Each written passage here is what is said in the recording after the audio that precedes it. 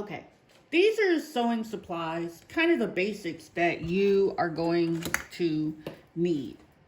Every good seamstress, every good sewer, if you're going to sew, you're going to need a sewing machine, but I go into that and I'm going to show you in another video. First and foremost, you need a good pair of scissors. You can get a good pair of scissors at the dollar store, and there are things that you can buy additionally to keep your scissors sharp. And I recommend don't use your sewing scissors to cut anything other than fabric or your patterns. It's just a good rule of thumb. Okay, another thing you're gonna need some straight pins.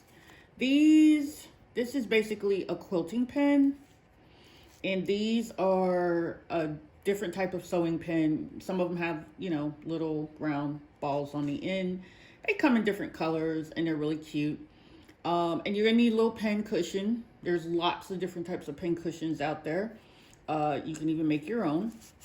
You're gonna need some safety pins because when you're doing stuff with elastic, these are real useful to have.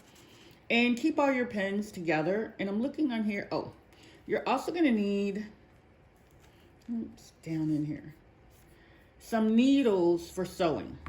Typically, you get the needles for sewing at a store, at the sewing supply store, and you have them, and they're usually come in a little container. And then what you do is you just, as you use them, you keep them handy in your pin cushion. Okay, so that's scissors, pens. For your sewing machine, you're gonna need bobbins, and these are bobbins with thread. I highly recommend you have a whole bunch of bobbins already threaded in advance.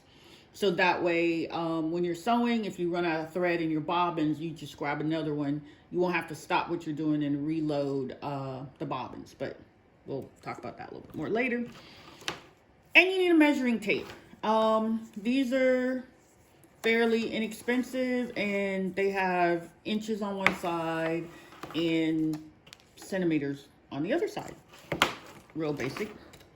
Oh, again, for your sewing machine, you're going to need extra sewing needles, because a lot of times you will have a needle that will break, and these little sewing containers, you just pull the needle out and change it out on your sewing machine. It's up to you what brand of needles you use.